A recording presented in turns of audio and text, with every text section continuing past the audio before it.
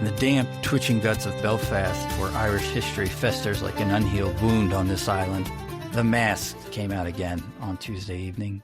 Not the jolly linen sort for parades or commemorations, but the balaclava kind, the kind that turns men into punctuation marks in someone else's nightmare.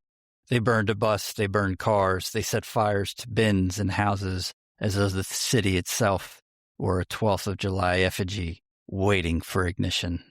Welcome to the Atlantic Current. I am Vince Martin from Wall Street, Maine, here as always with Tull McAdoo from the Irish Politics newsletter, the author of that fine passage in his article last week on riots in Belfast over an attempted murder in the city, right, Tull?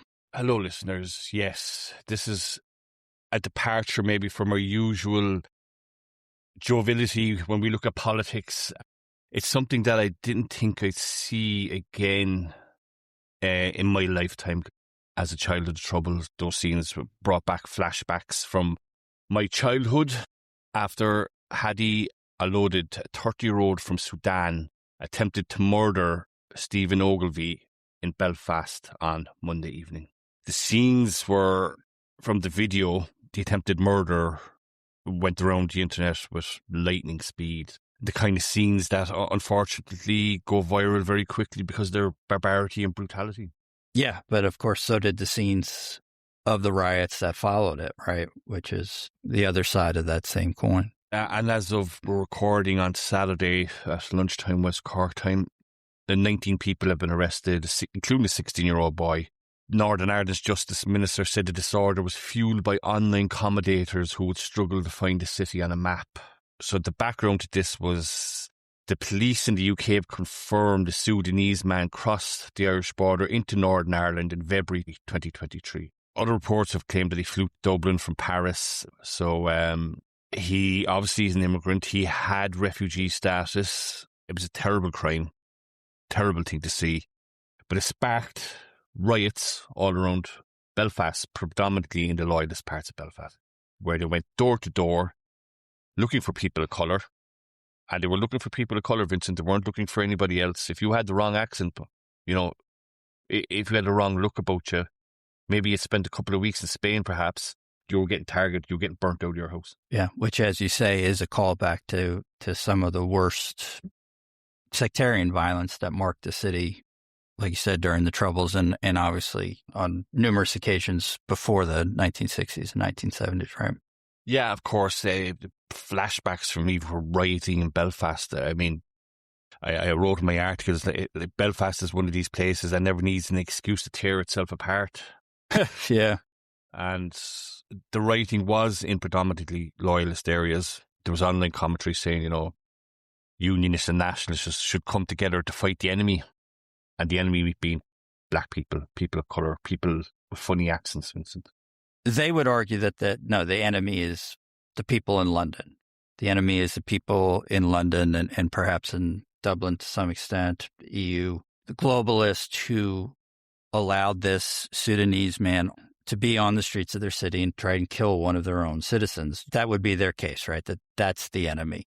That they're not racist. They are fighting back against being ignored, about having other people dumped, for lack of a better term, into their neighborhood. Do you have any kind of sympathy for that take? I don't, Vincent, no. No. It should be pointed out, there's a reason why immigrants are put into loyalist areas so easily is because there's the availability of social housing in those areas because nobody actually wants to live there. I see. Right. It's very much a case of an excuse to riot, and there are very senior loyalist paramilitaries at these things. So it was driven by faceless men on social media accounts and WhatsApp groups or Telegram groups. On Tuesday evening, there was messages doing the rounds, and I saw the messages myself of what roads were being closed in Belfast. But this was all organised by paramilitaries, loyalist paramilitaries. Right. And Elon Musk shared it to his 240 million followers. Yeah. Elon Musk is the same man who, as we've noted before, tweeted Conor McGregor for president to save Ireland, which, no matter what you think of Conor McGregor, is just a staggeringly ignorant tweet. I mean, he's blasting out to all those people that Ireland needs to be saved, and that the president of Ireland, which, as we discussed, I think in our second episode, is largely a ceremonial post, has absolutely no power to save it if it needed saving. So, yeah, the combination of Musk's reach and his ignorance is really stunning, and it's particularly stunning. We're bringing that up literally 2 days after he became the first trillionaire in the world. There is something really staggering about the confluence of all those facts in a single paragraph. But certainly, I think anybody from the outside has not helped, it seems. And certainly very, very few people from the outside have provided any nuance here, huh? No, we recorded our episode with Meredith Ogilvie-Thompson yesterday. We were talking about billionaire bad guys from Bond movies, and Financial Times has an article out this morning calling Elon Musk the best Bond bad guy ever, you know. So there is an element to that, but I think there's something more nefarious going on here, and there's more nuance is needed here. And I wrote about this also, that in 1994 in Rwanda, a Belgian man incited pogroms and race riots, and 800,000 people were murdered there. Obviously nobody was murdered in Belfast on Tuesday and Wednesday, but the fact of the matter is that Elon Musk was amplifying a pogrom, pogrom. Okay, so one street in particular was hit pretty bad, but there were 61 people burnt out of their houses, Vincent. Yeah, that's not nothing. Yeah. There's 61 people burnt out of their houses in a modern so-called Western European capital, and people were burnt out of their house for being the wrong colour. 61 of them, clutching small children under their arms. Yeah, and that's not an exaggeration, because there are reports that people went to a house and heard as you would put it, heard the correct accent, saw the correct shade of skin, and moved on, right? Went to the next one. So, yeah, this is not a case, I think, where people are, as they do sometimes do, are incorrectly and too broadly applying the racist term here. Their behavior was driven by race. I don't think that there's any other way to put it, at least from the outside. Vincent, the United States has had race riots before, hasn't it? We have had race riots before. They are pretty distant in our history at this point. The worst one, and you would probably normally call it the most famous one, except it actually was pretty systematically buried until a few years ago, was in Tulsa, Oklahoma, the Tulsa race riots. And even I've heard of that, yes. Yeah, actually, it's kind of become famous in the last few years because social media actually helped a little bit with this, that people kind of started uncovering it and started putting things on social media or on online magazines, talking about how horrible it was and the fact that no Americans knew about it. I never heard about it growing up, never read a word about it. I lived in Oklahoma, been to Tulsa.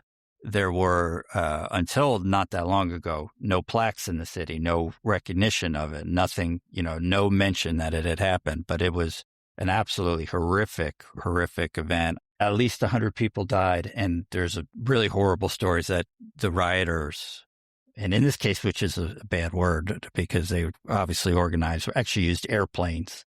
And there were reports that they were dropping incendiaries out of airplanes. I think it was so horrible that people just whitewash maybe is a little too on the nose, but the riots that we have had, mostly in the second half of the 21st century on, have unfortunately been limited to African-American neighborhoods. I don't think there's too many instances like this of anti-immigrant or racist riots. Yeah. Yeah. So basically not white people going door to door burning people out because they're black. No, I think that fortunately is more distant in our history, but I think that also gets to what you said up front about what an unwelcome flashback this is. Yes, it is. We had the Democratic Unionist Party leader, and the riots, I have to stress, were predominantly most part in loyalist areas, because the incident happened actually in a nationalist part of Belfast, Vincent. Right. So, there was no kind of loyalist affected as such, the kind of way. Yeah. And we saw the man tackle the attempted murderer with a hurley. Would you believe? He took a hurley to him, and that's what stopped it. But the DUP leader, Gavin Robinson, said he got up in the Parliament, the UK Parliament at Westminster on Tuesday, and he spoke about the dangers of importing alien cultures to the UK. Right. So these guys are not helping. They're speaking it out of both sides of their mouths. Oh, it's terrible, it's awful. But these alien cultures, you can't be importing them. Yeah. As again, unionist politicians were found wanting in terms of excusing violence, for want of a better word. And off the top of my head, this is the third loyalist attempted pogrom in the last 100 years in Belfast. There was one in 1922 where 500 Catholics, nationalists, I think, were murdered. In 1969, there's another attempted pogrom. People burnt out their houses for being in the wrong place at the wrong time because they went to the wrong church. Yeah. So it was an attempted pogrom. I'm not going to dress that up. I've got some criticism for it, but I can't describe the sense of shame I feel as an Irishman looking at what's going on, on a 2-hour drive up the road from me, It's something that I think really jumps out as it's just something an American would not expect to happen in Ireland anymore. I think the same way that you're saying that. And I think that also explains why Americans have jumped onto it on social media, have followed it, why American media has followed it. Part of that is just online agitators, right? Just it's getting clicks and getting content, and there's a lot of ignorance. A Fox News host on, I think, Wednesday or Thursday morning, pretty incredibly made the argument for sympathy for the rioters at the very least. He said everybody wants to call them racist. They're not racist. They just want to take back Ireland, which was just a spectacular ignorant. So bad. It's just one of those things where it's the boiling frog thing. You're right. Oh my God, this is a network the president of the United States watches. Donald Trump may very well have been listening to this idiot say those words. As we've discussed, Donald Trump is not smart enough to discern that these people, no, they do not want to be Irish. It's literally the thing that they'd spent, 25 years in a sectarian struggle over. So, in fairness now, Vincent, isn't it the incredible levels of stupidity are not confined to Fox News hosts? One online Irish agitator proudly declared he was going up to meet his unionist friends and promptly said on the video, "Let's take back Ireland for the Irish." And I'm standing there where, it's like, 9 o'clock in the morning. I need to get myself a drink. That stupidity of this, Yeah. Just not realising, is that the Union Jack? Is that St. George's flag I see in front of me? Yes. Definitely want to be Irish, And just parts of Belfast, not just Belfast. I've been to a few places like Dungannon or Portadown, and the curbs are painted, red, white and blue. Yeah. And pretty quickly what kind of area you're in. Right. Looking at the flagpoles and seeing what's up there, There's very little middle ground. So the lack of self-awareness and lack of intelligence of some of these people they were going around recording themselves on anti-immigrant Facebook groups. They were told to leave their phones at home and turn off their Ring doorbells. They were showing up all over the internet anyway, It was transported back to the bad old days of the Troubles, Vincent. I was looking at it and I was feeling quite sick and quite ill. Yeah. At the sectarianism of it all. It's happening in a Western European city. And I was only up in Belfast at Christmas and it was wonderful. Brilliant. Yeah. We have not been. It's been on our list for a while, but it is a city that has a pretty sterling reputation among American travelers. You will see it mentioned a lot as kind of like an undercover gem and things like that. People really do talk it up. It's been reinvented, some of the neighborhoods, right? Like the Titanic Quarter, I think, and brought in film studios and all that stuff, right? I'm going to be perfectly honest with you, Vincent. I went up there as a kid, played a lot of hurling and stuff like that. And it was rough, it was tough, it was scary. I was up there again. I go up there quite a lot. I have family up there. So I'm up there quite a bit. And to be perfectly honest, I think the Titanic Quarter of Belfast is probably the only place that got a lick of paint. That did well. Actually, yeah. Reconstruction, I suppose you call it, for want of a better word. A lot of places are still no-go areas, Well, the tourists don't see this. That's part they see, like, oh, this is great. What are you guys worried about? Yeah. There's still peace walls. Have you heard of the peace walls? With my thin knowledge of the Troubles, yeah, to have a sense of what they were. Yeah, that they were left, yep.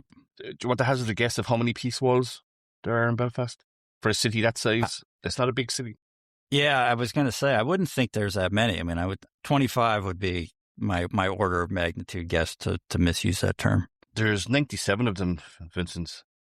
Okay, so... Well, that's really stunning to me, again, as an outsider. I wouldn't have thought that.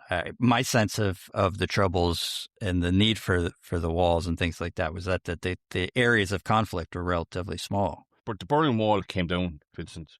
Yeah. and Belfast, they still have 97 of them. Yeah, that's incredible Okay, way to put so it. Yeah. when people talk about the peace process and the amount of progress that's made, I'll only ever believe in progress when those walls come down. And they're not small walls, Vincent. They're 45 feet high. Yeah. Barbed wire, mesh, and that's 45 feet high is 3 times higher than the Berlin Wall. How about that? Yeah. Yeah. And people have made the point that, particularly for children, the physical existence of those walls almost certainly has to intrude onto your worldview, right? You're a Of course. 7-year-old and you're seeing those constantly. It is a not so subtle message about what lies beyond. Yeah, it is stunning that they never took them down. There was an interesting, we'll call it provocative, article by a woman named Sarah Morrison on Substack about the riots. And she is a resident of Belfast.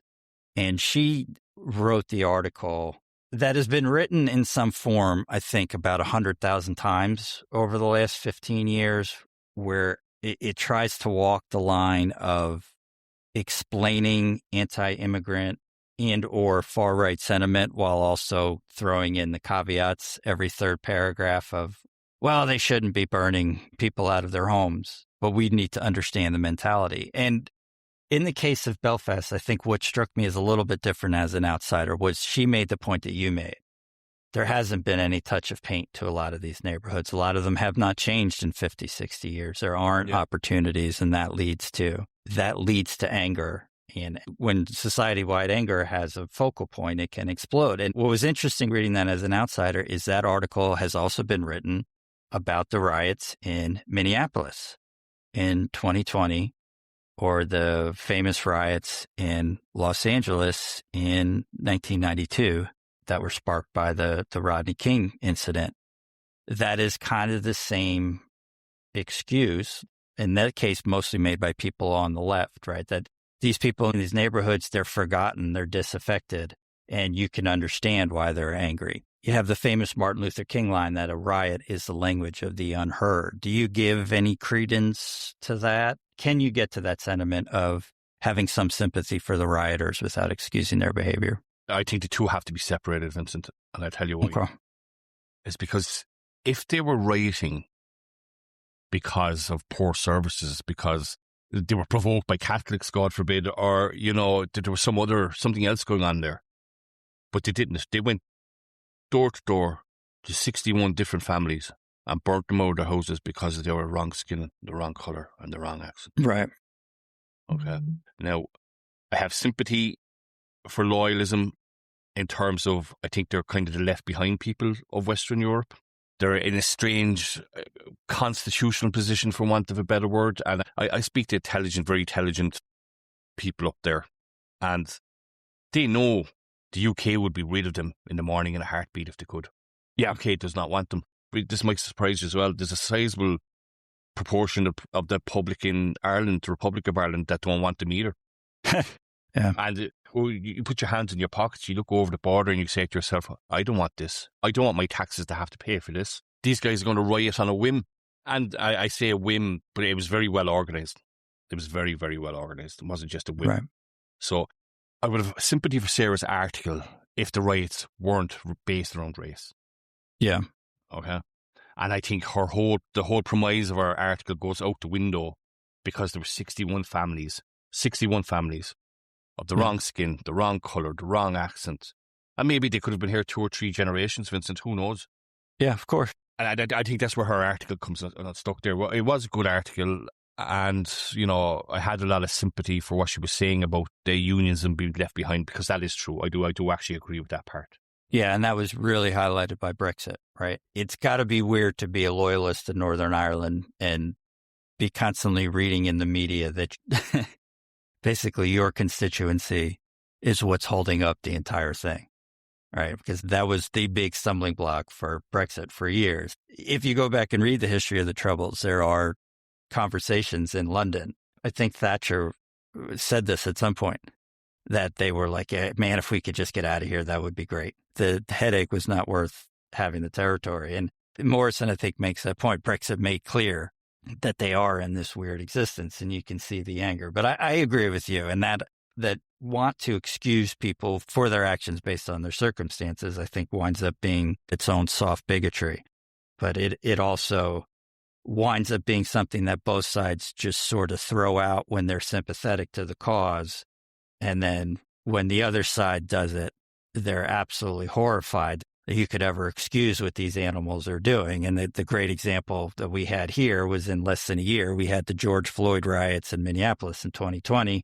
And everybody said, oh, look, these people are angry. And why are you surprised this happened? And then, of course, you had January 6th. And the same people on the right who condemned 2020 and said this was awful would then go out and say, well, look, these are voters and they're American citizens and they just wanted their voices heard and they're upset. And even people who are anti-Trump would excuse it and say, well, look, they were fed, the stop the steal nonsense. It's kind of not really their fault. You got to pick a side here, arguing that there is a level of grievance that gets over the line to where, well, this riot is a little more justified than just idiots breaking windows and burning cars. It really is just kind of the classic slippery slope. So it is a provocative article. We'll link to it on our Substack, and I don't want to make it sound like Morrison wasn't being careful or was trying to excuse it. She's trying to make a point, which needs to be made. These riots do, right or wrong, they do provide all of us, I think, a chance to kind of talk about people who are a little bit forgotten and hopefully politicians to do something about it. But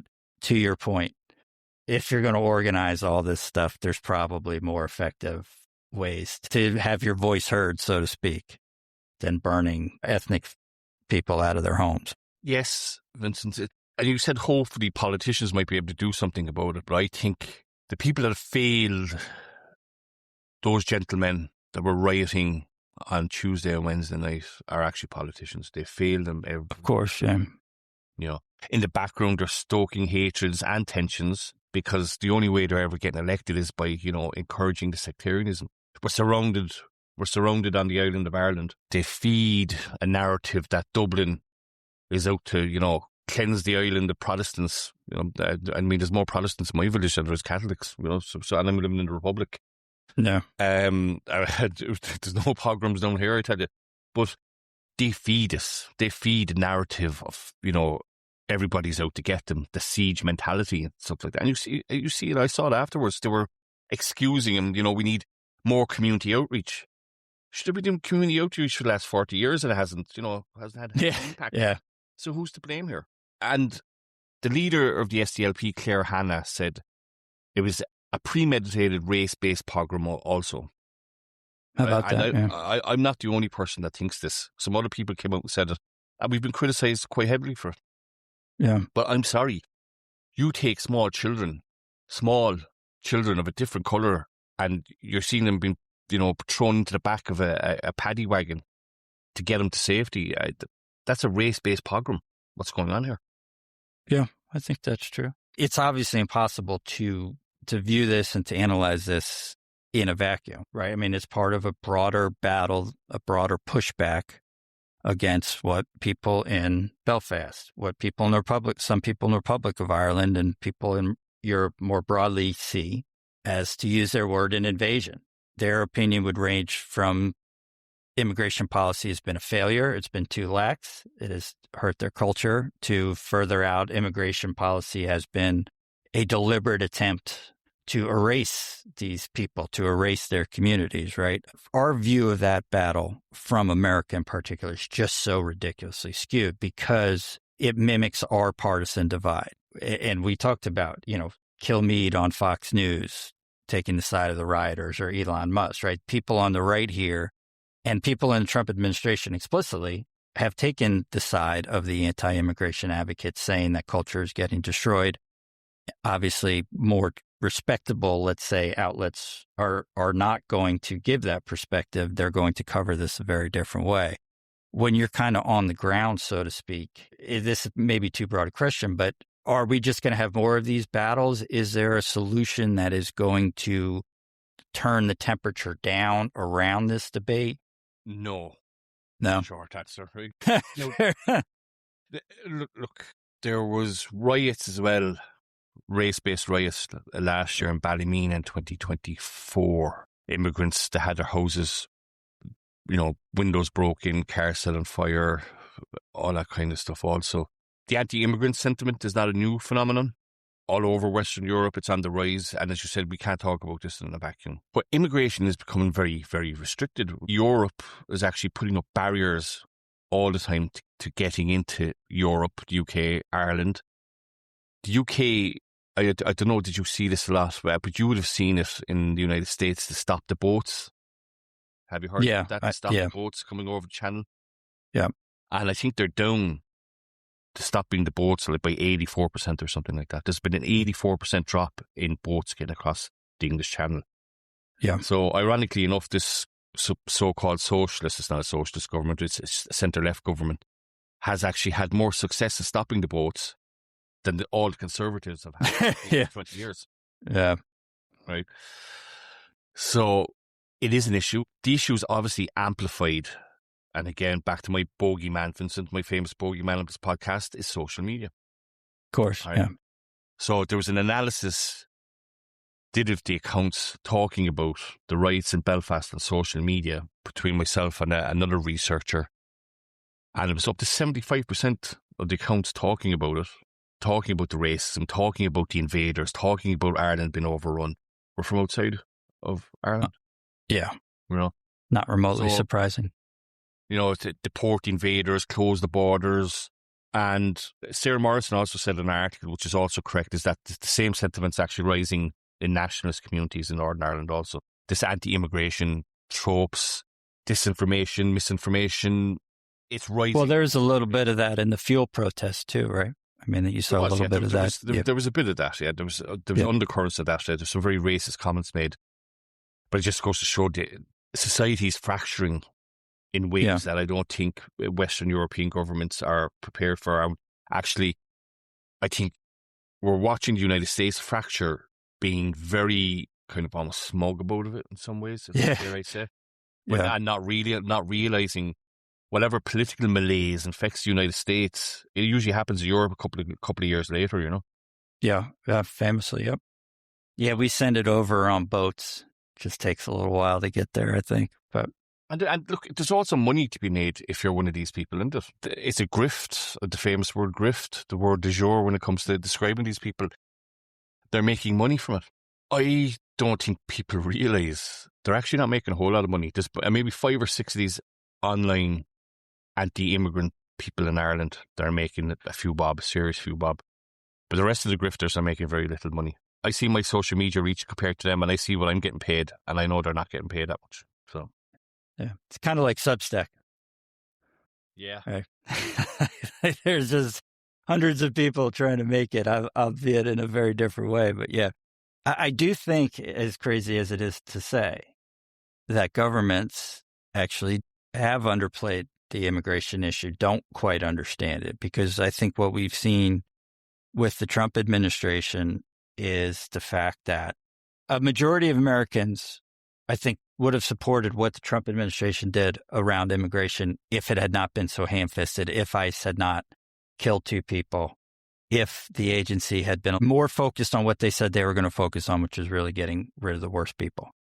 I do think even in respectable media, the anti-immigration sentiment in the U.S. among kind of average people it's not quite understood. It's underplayed. And I think it's probably one of those things too that polling is not going to quite capture, because people don't want to tell someone who called them or even just say online, oh yeah, we need to close the borders. When I think deep down in their hearts, they may be closer to that than they'll say out loud. It's an issue that's not going away. And I am a little bit sympathetic to the idea that everybody went too far opening things. I think the U.S. absolutely, under Biden, and one of his cabinet secretaries is actually coming out with a book making exactly this argument, that the border situation got completely out of their control. They were overrun. It was poor execution, not necessarily a great replacement theory, but you did have just a swell of people come in, probably just more than we can handle in terms of infrastructure, and right or wrong, I think in terms of basically how people feel. I do think that there is an unknown number where people worry that it starts to change the character of their society. We in America are back at immigration levels that we saw early in the 20th century. And when we hit those levels in terms of percentage of Americans that were foreign born, we had exactly the same reaction that we're having now. right? Okay. We put in quotas. We made very clear who we wanted to come and who we didn't. If you step away from the morality of it, there is just kind of a point where for most of society, the number of new arrivals is too high. And maybe that's just like hardwired into our lizard brain, from when we were like just idiot hunter-gatherer tribes 100,000 years ago or whatever it was. But I do think there is that point. And I think people who want to pretend that point doesn't exist, I don't think they're going to analyze the situation fairly. You've been around, you know parts of Ireland better than I do, Vincent, at this stage. And there were some towns and some villages in Ireland, and, they would only have one GP, one doctor, maybe one nurse, one shop, one pub. Right. And there might be, a couple of hundred people land in the local hotel, and resources are overstretched. Public services don't exist in some of these rural areas. There's no kind of regular public transport out of some of these villages. And to put your hands in your pocket and ignore it, and I see it from a lot of people as well, it has to be a realistic approach to it. Yeah. Okay, because our housing crisis at the moment is massive. But, we took in 80,000 Ukrainians. So, yeah. I mean, there's never any kind of real grown-up conversation about it. What's lacking is infrastructure. Underfunding of infrastructure essentially is probably one of the root causes of all this. And I think you see the same in the United States in terms of your infrastructure also. I think the story is probably less similar in the United States because immigrants, and particularly illegal immigrants, often do congregate more in cities where the infrastructure issues at least aren't quite so salient. There are a few cities. I mean, the infamous quote from Trump in the 2024 debate about how they're eating the cats and dogs, Haitian immigrants to this town in Ohio called Springfield, that was obviously insane. That was obviously just completely driven by social media. I think we've made this point before. Well, Vincent, let me tell you about Somalians again. That man was from Sudan, but he was identified as being Somalian by a lot of prominent online agitators, that it was a Somalian man. So I was looking at that and I was thinking, why are they saying, is he Somalian? And I suspect very strongly it's because Trump has a beef with Somalians. I genuinely do think that. I tried to trace it back to the original post, but I couldn't find it. But a lot of people are describing this man as Somalian. There's a pretty anti-Somalian bias in kind of online right-wing media too, which centers on a member of the House of Representatives, Somalian-born member of the House of Representatives named Ilhan Omar. Somali migrants did run a massive fraud ring in Minneapolis, so they are kind of the ethnic group du jour for outrage from the online right. So yeah, I think if you were being really cynical, you might change Sudanese to Somali and figure you're probably going to get a little better engagement on X from American accounts. But as I said, 75% of these accounts talking about taking back our borders and fight the immigrants and defend your homes, they're all from outside Ireland. They couldn't find Belfast on a map, And no, there's many people responding to that who don't know Belfast is not in the Republic of Ireland. Yeah. Many people, yeah. I saw your post to Ailish Hanlon of the Irish Independence about how she was comparing the intelligence of American voters and Irish voters. I had that gave me a good laugh. Yeah, we'll put that on the Substack. Yeah, her point was that people in Ireland complain about American idiots commenting on Irish politics and ignore the fact that there are all sorts of Irish idiots commenting on American politics. Yeah, and I was like, no, that's an insane thing to say. There's no comparison between the stupidity that Americans have. And more importantly, again, to what we're saying about Elon and Kilmeade and Fox News and all that stuff, the arrogance that Americans have, I think is really the big difference.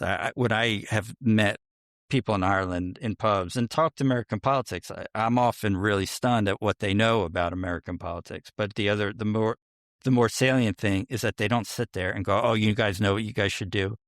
It's really dumb that you guys do this. Whereas Americans, not just on X, where you're kind of incentivized to pose, for lack of a better word, I mean, Americans truly think that they should tell Ireland what to do. The Trump administration, we talked about this. They're telling all of Europe to preserve their heritage, to change their policies. And I think a lot of people in the Trump administration don't know where Belfast is either. They sure as don't know, the complexities of the Good Friday Agreement or all these sorts of things or the common travel areas. So, yeah, that was an interesting one. I was really stunned how many people liked her because, no, I don't think that there's any comparison between the two at all. It really is. It's the arrogance of Americans. We've talked about that so many times, and we poke fun at it, but it's real for sure. No, to your point about the politics, is primarily a politics podcast.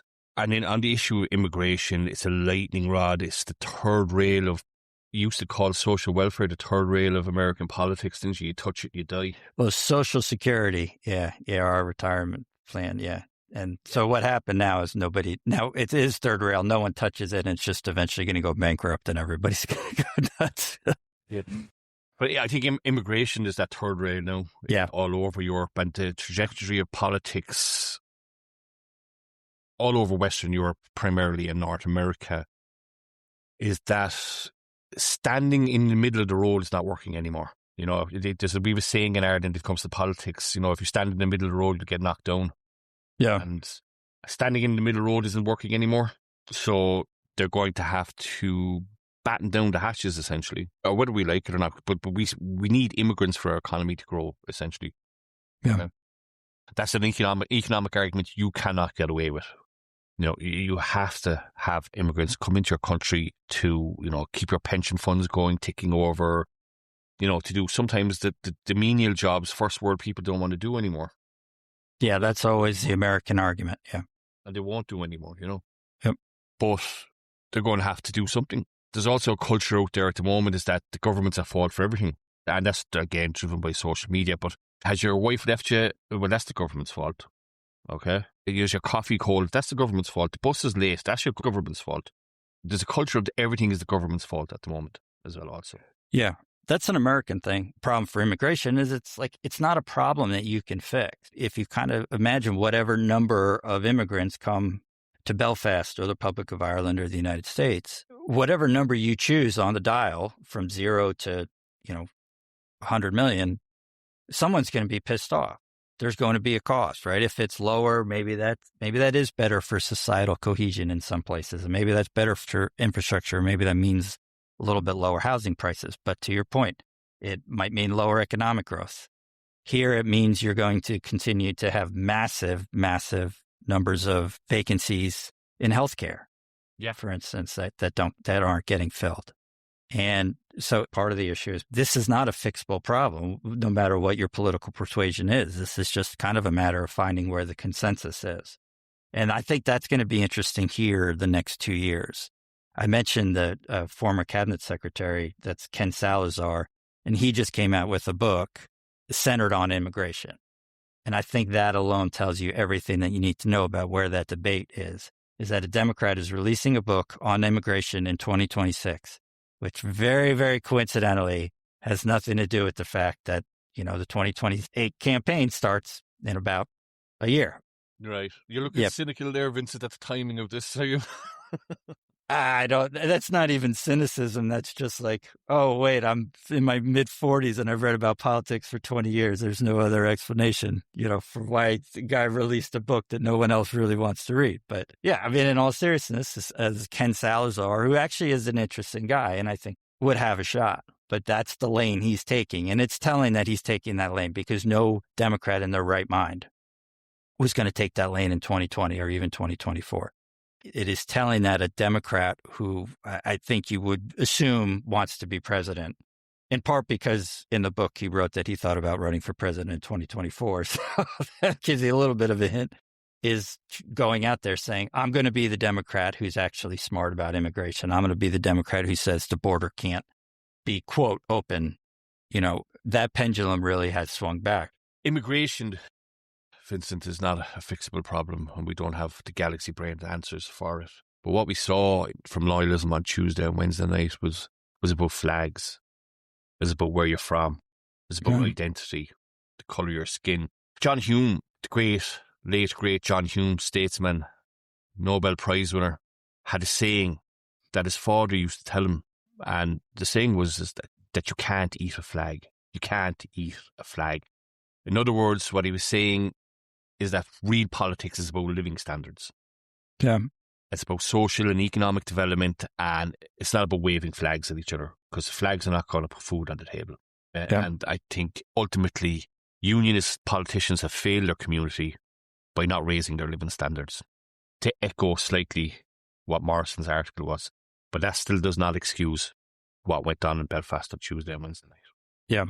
But unfortunately, I do think it's something that it's going to be part of the debate over immigration for a long time. You know, that level of anger that we saw, it's stoked by social media, it's stoked by politicians, but it's real, and it's something that, you know, you said for you is kind of a horrifying flashback to things of your youth. I do wonder if this is not something we might unfortunately see again.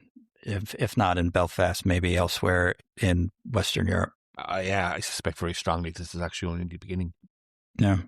That was an incredibly grim way to end. Yeah, even by our standards, but that's all right. There's no way around getting out of this story on a positive note. I do think this is going to be a fixture of politics for a long time to come. It's going to be a front and center issue. I don't think there's any doubt about that. Our next front and center episode will be about Organish aluminium in Limerick that has been alleged that is feeding Russia's war machine.